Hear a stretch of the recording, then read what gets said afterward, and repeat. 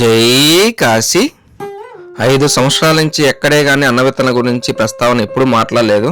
ఈ మధ్య మాట్లాడుతూ ఉన్నానంటే కొంతమందికి సంశయ నివృత్తి చేయడానికే ఈ నా ప్రయత్నము. నేను కాశీకి 5 సంవత్సరాల కిందట బైక్లో కాశీ వచ్చిన నేను రుద్రాక్షల మీద పరిజ్ఞానము, రుద్రాక్ష విధానంలో ఉన్నటువంటి ఆసక్తి మీద నేపాల్ లాంటి ప్రాంతాలకు తిరుగుతూ రుద్రాక్ష సేకరణ అనేటువంటిది చేస్తూ ఉన్నాను. కానీ ఇది మన మానస్ సరోవర్ ఘాట్ ఇప్పుడు చూస్తున్నది. ఈ మానస్ సరోవర్ ఘాట్ పక్కనే నారద్ ఘాట్లో అప్పుడు కరోనా సమయము, ఆకలితో అలమటిస్తున్నటువంటి వారి యొక్క సమాచారం తెలిసి వారు పడుతున్నటువంటి ఆ యొక్క శోభని జీర్ణించుకోలేక ఆ రోజు నిర్ణయించుకున్నాను. నేను చిన్నపాటి హోటల్ లాగా స్టార్ట్ చేసి కనీసం రోజుకు 10 మందికైనా సరే అన్నవిత్తన కార్యక్రమం చేసి పెట్టాలని చెప్పేసి ఒక నిర్ణయానికి వచ్చాను. కానీ ఆ పరమేశ్వరుడు మనకి రుద్రాక్ష విధానంలో ఆ యొక్క పూర్వజన్మ వాసనా ఫలాల చేత ఈ రుద్రాక్ష విధానంలో ఎంతగానో పరిజ్ఞానం ఏర్పడింది. అంటే దాని పట్ల ఆసక్తి, దాని పట్ల ఉన్నటువంటి ఆ యొక్క తేజవంతమైనటువంటి రుద్రాక్షను చూస్తూ గడిపేసినటువంటి రోజులు ఎన్నో ఉన్నాయి.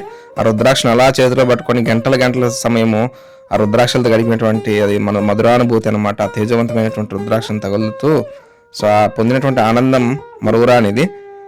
నేపాల్లో మారుమూల గ్రామాలకు వెళుతూ రుద్రాక్షలు సేకరిస్తూ ఈ రుద్రాక్ష విధానంలో నైపుణ్యాన్ని సాధించి అక్కడ జరుగుతున్నటువంటి మోసాలని గమనించి మనం కూడా మోసపోకుండా చక్కగా 10 మందికి నాణ్యమైనటువంటి రుద్రాక్షలు అందజేయాలనేటువంటి సంకల్పము.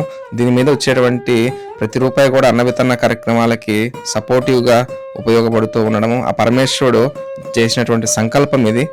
సో మనకి ఆ రోజు కలిగినటువంటి భావన ఆ పరమేశ్వరుడు సత్సంకల్పంగా ముందుకు తీసుకెళ్తూనే ఉన్నాడని చెప్పాలి. ఆ గురువు యొక్క సంకల్పం కూడా తోడైందని చెప్పాలి. ప్రతి నిత్యము అన్నవిత్తన కార్యక్రమం అంటే గనక అది డబ్బుతో ముడిపడినటువంటి విధానమే.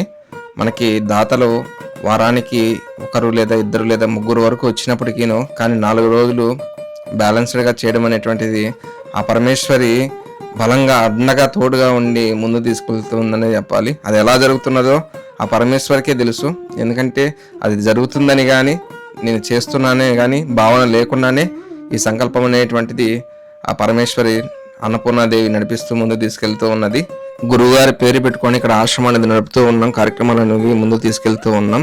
ఇక్కడ ఏ పొరపాటు జరిగినా కూడా అది గురువుగారి పేరుకే కలంకం అవుతుంది, మన ఆధ్యాత్మిక జీవితానికి కూడా ఆటంకం అవుతుంది. ఎందుకంటే గురువుగారి పేరు తేకపోయినా పర్వాలేదు, వారి పేరు చెడగొట్టకపోయినటువంటి దుస్థితి మాత్రం తీసుకురాకూడదు అనేటువంటి సంకల్పం. అందుకనే ఎక్కడ కానీ డొనేషన్స్ అడగాలని కానీ డొనేషన్స్ గురించి నెంబర్లు పెట్టడం కానీ దాని గురించి డిస్కషన్ చేయడం కానీ ఎక్కడ చేయలేదు. ఎందుకంటే మన రేపటి ఆధ్యాత్మిక జీవితానికి వేలెత్తి చూపించే విధంగా ఎటువంటి కార్యక్రమాలు ఉండకూడదనేటువంటి సంకల్పము, గురువు యొక్క పేరుకి కలంకం రాకూడదనేటువంటి సంకల్పము.